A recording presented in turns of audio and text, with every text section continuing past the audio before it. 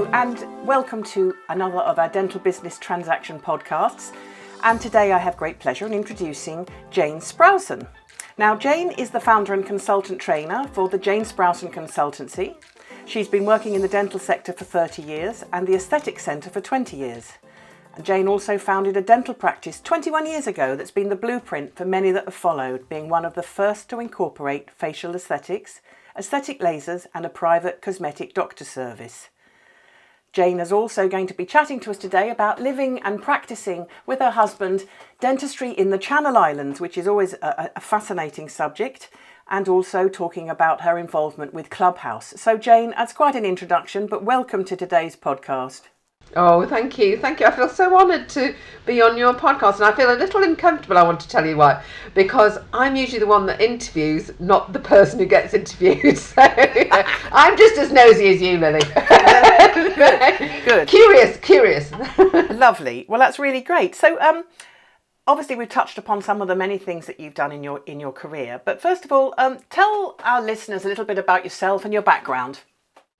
Well, I have got a bit of an entrepreneurial streak, I guess, and so I never really wanted a 9-to-5 job, although I did do for a little while.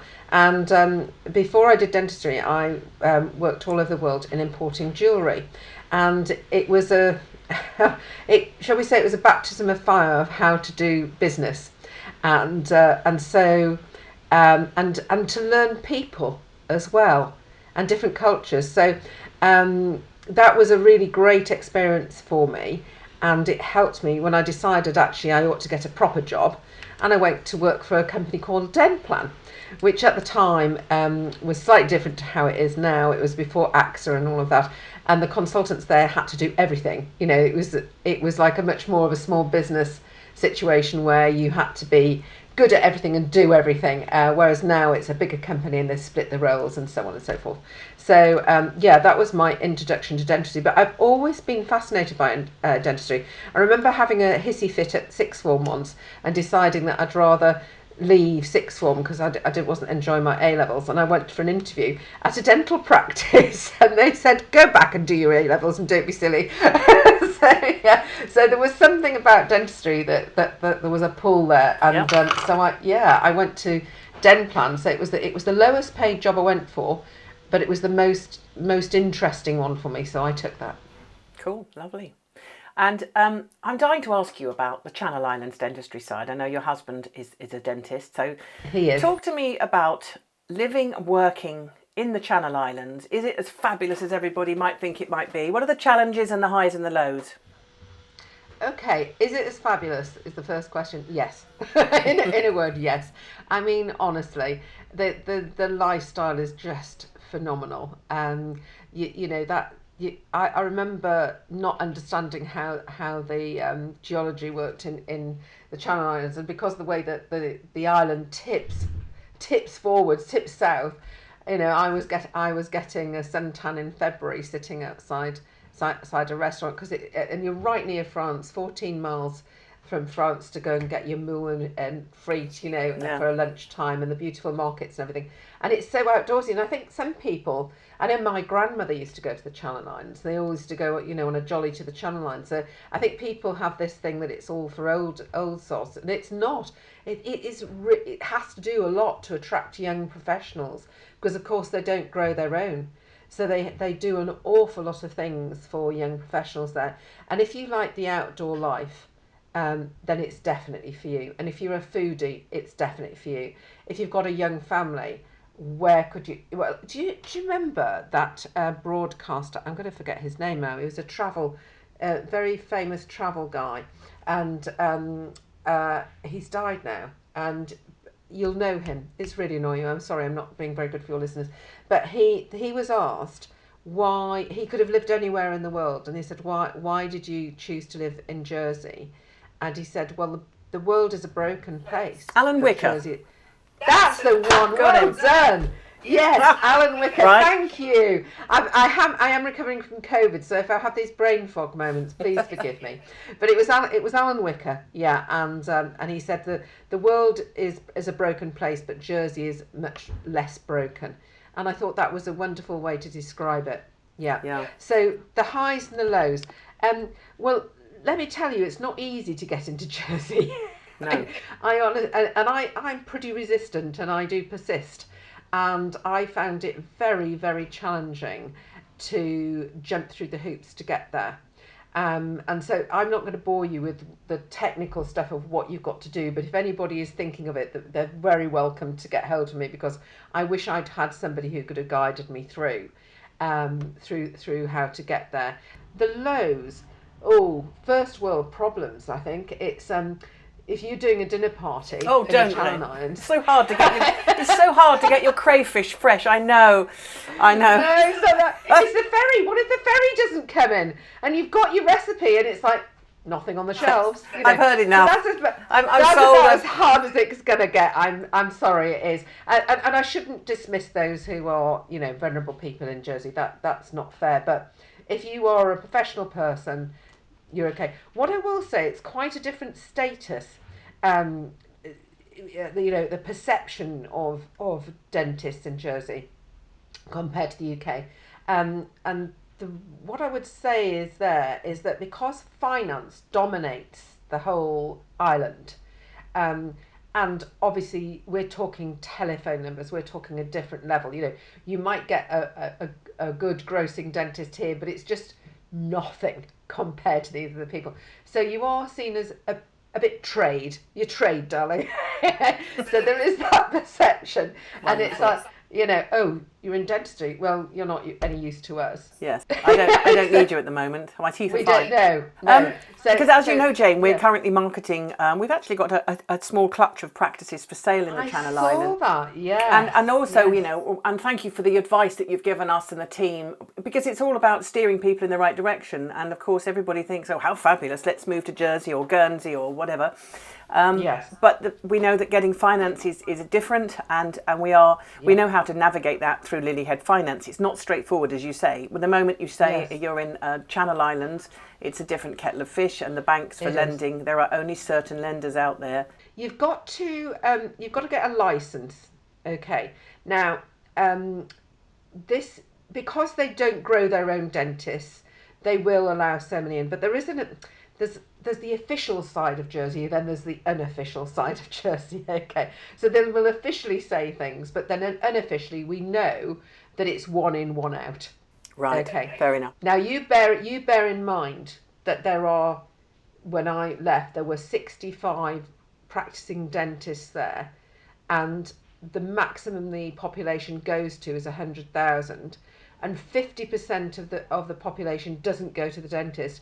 Bearing in mind, in Jersey, you've got a lot of people working in hospitality and so on, and so they're on a lower income, and they go back home to get their dentistry. But the big thing in Jersey, you have to network.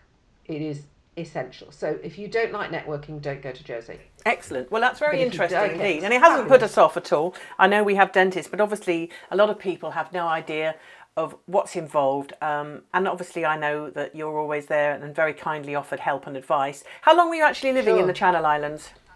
5 years. 5 years, okay. And I'm kind of glad I went over quite ignorant about it all. Well, that's because right. we were preconceived outsiders. ideas. Yeah. No preconceived ideas. Otherwise, I probably wouldn't have done it. And it was one of the best experiences I had in my professional life. Brilliant. Okay, now, next question. We've got a few subjects to get through, so I suppose we better be... let's get here now. I want to talk to you about your signature programme, Discover, Develop, Deliver. I know it's helped many professionals, whether they're startups or they need acceleration to the next level or realigning their direction. Talk to me about your mentoring. Right, okay. This has developed over a number of years because... Discover. Let me describe that and let me tell you why we did it like this. The Discovery Day, a lot of dentists will want to go straight into what I call the sexy stuff. I'll get a website, all the ego-driven stuff, because it's fun. Let's face it, that's much more fun than doing strategic thinking. Business planning, which is like, my eyes are just glazed over and I'm yawning and I'd rather talk about my pension, that kind of thing. But it is really important because if you are in a busy market, which dentists are, and you've got to be two things. You've got to be better, and you've got to be different. And how can we help you with your marketing or your business development or whatever we get pulled in to do if we don't know you enough to be able to differentiate you?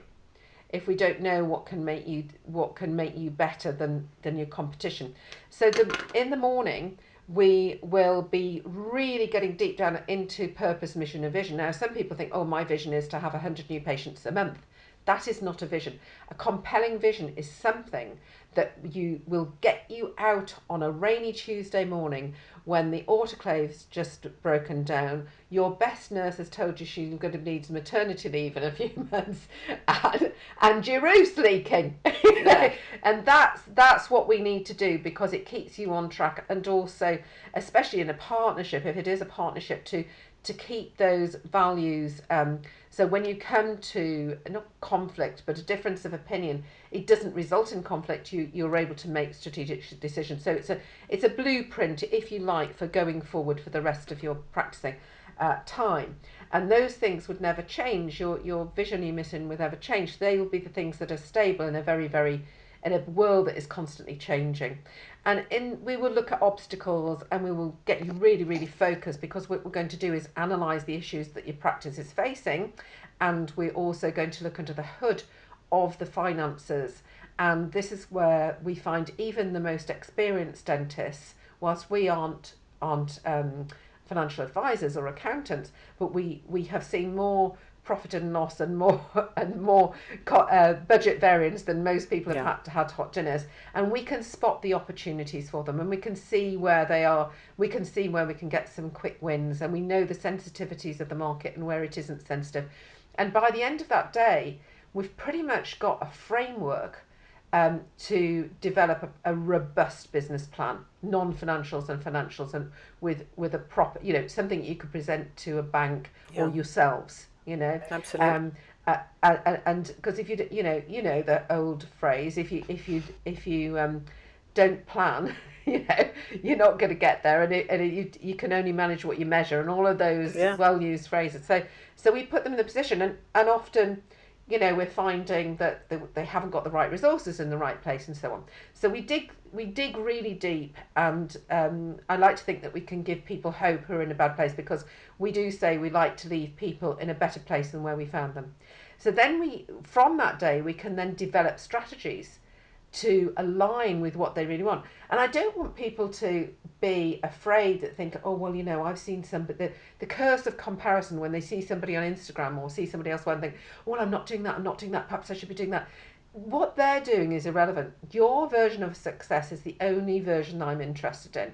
And that's on the discovery day, is what we will find out. And I'm sure you must have seen that, Lily, that some people want loads and loads of practices, and other people are very, very happy doing something quite niche and specialist. Well, do you know what I mean? So that's absolutely right, because of course, we meet many clients that only have one practice and they've had it for 40 years, but my gosh, they do it really well. They have a fantastic business. Exactly. It's wholly profitable and it's run well. Other people, they want to hit the ground running. They want to have a clutch of practices. Some are run very well indeed, and others are not necessarily that profitable, and perhaps they would be better off focusing. But there's no one size fits all. Jayne, exactly, and this is important. This is very important. And so then we will help deliver. So we don't do it for you. We do it with you. That's really what the Discover, Develop, Deliver is in a nutshell. Good. Now, I also know, Jayne, that you are very a kind person, and you mentor young dentists that perhaps aren't in a position to participate in your program, and this is your way of paying forward. Just tell me a little bit about your experience of that in the past, and what has driven you to do such a good thing. Well, it's very kind of you, but I feel very lucky. People have been very kind to me and helped me, and I think you should. Harry Singh, who's a dear friend, he said, help one person every day, and I thought, how can I do that? Because HOPE is hope, isn't it? How cool is that? So I thought, right, how can I do that? I can't help one person every day, but I could help a few people over time. And they kind of come to you, because I met somebody at, I did a lot of work with the British Academy of Cosmetic Dentistry as their only non-dentist on the membership committee. And I met a young dentist when I was doing a stand at the Bristol University. and she stood out. And then I remember again being at the BACD at the evening gala dinner, and a lovely young dentist sitting beside me, and I'm like their work mum. So they are. And then some more. I don't know how I meet these people, but I do, and they gravitate towards me. And I have just like a little Jayne Sproson supporters group, and it's your aura, darling. It's your aura. Is that what it is? Yes. So it happens, and so we find out what I can do, and find out what amount of time I can do, and I help them whatever they've got, because I can just see. The thing is, Lily, you can only help people who swim towards you. Isn't that right? If they're not swimming towards, so I tried to help everybody because I'm so vain. I thought that's a great saying. I can be everything. I love it. But you can't. You can only help people who swim towards you. I love it. I'm going to repeat that to the team later on the next one. Because I've certainly done a swift backstroke after a few clients. Well, you know what I mean, don't you? It's just like it's easier if you don't. No, it's just easier. It's if true. You don't. No, that's very nice, and it's very nice. So that's what I do. Heartwarming to hear as well. It's a lovely thing. Now, something else I wanted to touch upon was your involvement in Clubhouse. You're certainly a great champion of Clubhouse, and for those people who have never heard of Clubhouse, or perhaps just seen it, could you just explain briefly what it is, the concept of it, and your involvement in it? Okay, so Clubhouse is another social media platform. No, don't turn off just because I've said that, because one of the reasons I love this is because I don't have to do my makeup, I don't have to worry about my hair. I can be doing Clubhouse in my pajamas because it's an audio drop-in, and I think it really hit the ground running when so it's an app. Just download the app. It hit the ground running in lockdown, and people need each other. And you know what? I have met so many amazing people, not just in dentistry, and I do aesthetics, just so just for the listeners, I do aesthetics and plastic surgeons and dermatologists, but I've met so many people in that arena, but also just out of interest that I have. If you rock up in a room and you can, I was in a room with Dame Kelly, the runner. Help me with the name again. Holmes, Dame Kelly Holmes. Hey, we're doing well today. Dame Kelly Holmes. I mean, when would I get to be in a room with Dame Kelly Holmes? So it's really very. Well, you would. You would. Amazing lady. So you are live, and people are asking questions like you're asking me now live. Yeah. And if you don't know your stuff, you'll get found out. Yeah. So this is why I rather like it. I also believe that teams are hugely important, and this is a great way to pull teams together and discuss the hot topics of the day in dentistry. And I just met so many people that I'd wanted to meet in dentistry, but very, very quickly on Clubhouse. So I keep going because you know what it is. It's consistency with everything, isn't it? So I keep going, and I've been very fortunate to have some amazing speakers, including yourself. So, well, that's very kind of you. Thank you. And it is a very good app. I would say that the only thing that with Clubhouse is it's almost like it's a guilt trip on your phone, because I constantly get all these little reminders that tell me that somebody that I know, they've just entered, would I like to walk them through as a member? And I do not have the time for it. And it often can be like 10 o'clock at night, and I feel guilty when I just ignore it because I think, oh dear, I know them, I could help them. But for those of you that don't know about Clubhouse, it's when somebody joins online. Basically, if you know that person, you connect with them and you tell them how it works and blah, blah, blah. Yeah.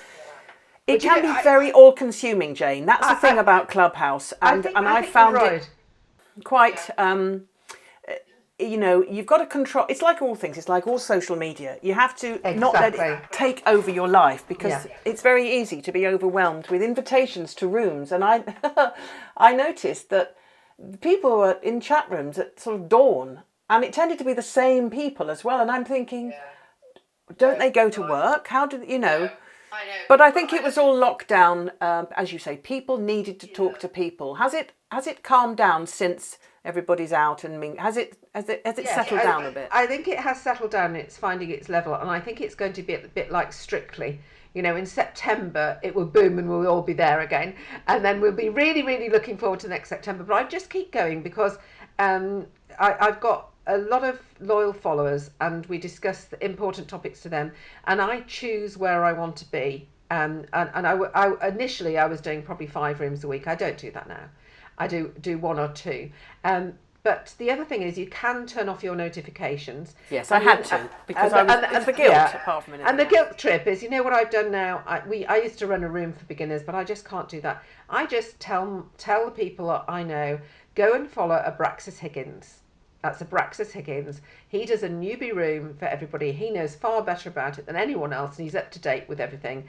And that, I say, if you really want to know about it, and you'll get it sorted within an hour, which might seem a long time, but it is an incredible thing. And I've had so many opportunities come by because of Clubhouse, so I'm not leaving it anytime soon.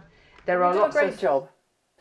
Thank you, that's really kind. No, you really do a good job, and you really are a very empowering, vibrant person, and it's really lovely to talk to you today. And I know we first really got chatting, didn't we, just before the lockdown, and then you invited me to Clubhouse and kindly invited me on to one of your rooms when we were talking. I don't remember what the subject matter was now. I think it was all to do with setting up in business and advice. Yeah. And it was, I think, and also women in business, which I'm very passionate about. Yeah, absolutely. So let's talk about women in business then. What's going on in your world?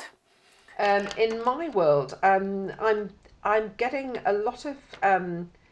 I'm having to pace myself, I have to say, because I am inundated. I have got a VIP. I don't like to say waiting list. I have got a VIP list, and I am going to put that down to Clubhouse. Yeah. So, well, I can't put it down to Clubhouse. Obviously, I know what I'm talking about. But my husband has also joined me in the consultancy now, which is fantastic, because he's got a super analytical brain. And if any dentist says, "Oh, that's not possible," if I'm doing a workshop or something, I just turn around to him and let him have the floor, because they can't BS him, can they? No, because he's a dentist. So yeah, and he's doing some great work with.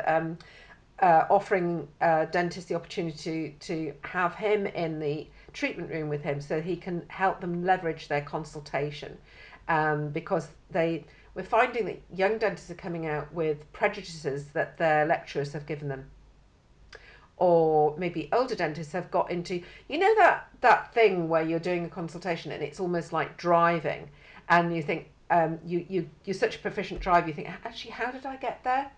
And you're not doing it consciously anymore. So he kind of comes back and gives you an advanced driving lesson, and by the end of the morning, or the latest the end of the day, you've got your fees back. My downtime, I think, pre-COVID was I'm a bit of a party girl and I like networking, and a gym bunny. I liked my gym and so on. But I've moved north now. To be near my mum. She's terminally ill, so I don't, let's face it. And so I'm treasuring the time I've got with her, because she's not going to be here forever. But also, I am a grandma now, so that is just, that's the best thing, because you can it's like acting like a kid. You can be a kid all the time, so it's great. So I do granny duties. So that is it. But if I just have something. Time for myself, you know what I do? I love to read. I'm just crave knowledge, so you'll find me reading, and you'll find me with my dogs, who are Betty and Bo, and they're cute little coton de Tuileries, and everybody says, what on earth is that? So they're basically white fluffy dogs, so lovely. Walking my white fluffy dog. So that's me. Well, I don't suppose you get a lot of quiet downtime. I know how busy you are, but yeah, I am. So obviously now people want to get hold of you, Jayne. Can you give us, please, the name of the contact or the website to reach out to you? Yeah, it's the Jayne Sproson Consultancy. I'm not a Sprouson, but I've been called worse. The Jayne Sproson Consultancy.co.uk. You can get me on LinkedIn. That's a really good way to get me. You can get me on Instagram. I don't tweet very much. I'm sort of lurk there. You can email me, Jayne Sproson at Jayne at the JayneSprosonConsultancy.co.uk, and if you want my mobile, just give me a message on LinkedIn, and I'm very happy to do free consultations. And what I'd like to promise people is that if there is a quick fix, I will tell you it's for free. Yeah, if there's something deeper than that, then I will explain that, and then there will be a fee. Okay, so that's how it works. I hope that helps. That's lovely. Jayne, thank you so much. You are a tour de force and a woman full of energy. And thank you so much for your time today. I'll definitely make a note for January to talk, and we'll get another date in the podcast. I look forward to us meeting up very soon. I know we've talked about fixing a date, so let's make it happen.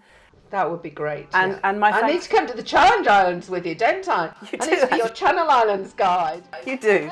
Yeah, there we are. Let's do that. That sounds fun. Fabulous. And thanks to you very much. and to John for all your time. Thank you very much indeed. Bye now. No, thank you. It's a pleasure. Thank you very much. Bye. Bye.